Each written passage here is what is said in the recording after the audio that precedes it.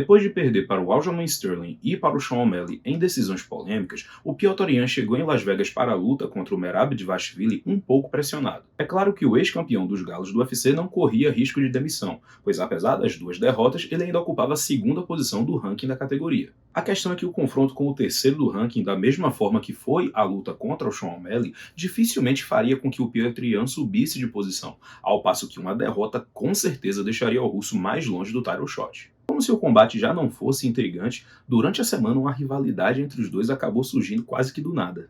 Tudo bem que não foi literalmente do nada. O Merab é amigo próximo e parceiro de treinos do Aljamain Sterling, que se tornou campeão da categoria após receber um golpe ilegal do Petr Yan. Essa foi a primeira e até o momento única vez que alguém se tornou campeão por conta de uma desclassificação.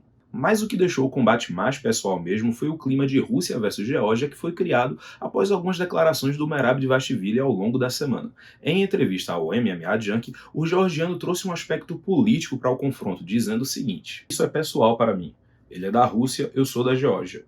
Todos nós sabemos o que a Rússia está fazendo com a Ucrânia e o que eles fizeram com a Geórgia. A Rússia não é um país democrático. Quero ganhar para o meu povo."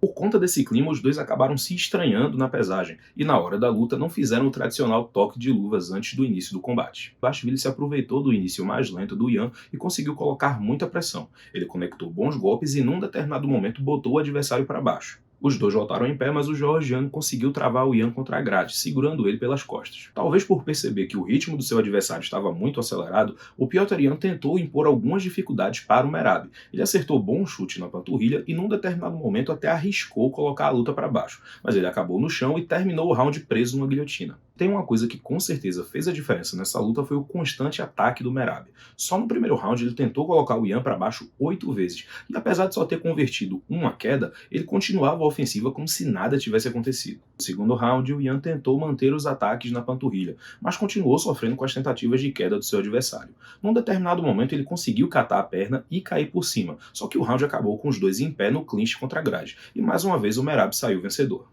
O terceiro round foi muito parecido, com o georgiano controlando as ações, colocando muita pressão no russo, prendendo ele contra a grade e ocasionalmente conseguindo alguma queda. Coisa que ficou muito aparente, pelo menos para mim, foi a diferença de força entre os dois. Por mais que o Petr Yan tenha boa defesa de queda, ele não teve respostas para as investidas do Merab, que controlou o adversário na maioria das trocas de força. No penúltimo assalto, o Yan já estava com o olho direito praticamente fechado, cortesia dos diretos do Merab, que, como eu já falei, não dava nem tempo nem espaço para o ex-campeão da categoria descansar. Inclusive, falando em descansar, não dá para falar dessa luta sem enaltecer o condicionamento físico do Merab Dvalishvili. O gás do cara não acaba nunca. A impressão que deu é que o Petr Yan simplesmente estava sufocado pelo estilo do georgiano. Quando o Merab não conseguia derrubar, ele criava incômodo, usando o clinch para prender e frustrar o Yan. Um assalto, mesmo com o senso de urgência lá em cima, ele não conseguiu evitar o estilo do Merab. O filme se repetiu e ele foi derrubado perto do final do round. Ao todo foram 11 quedas em quase 50 tentativas. Além disso, ele ainda conectou 135 golpes significativos e teve quase 7 minutos de controle.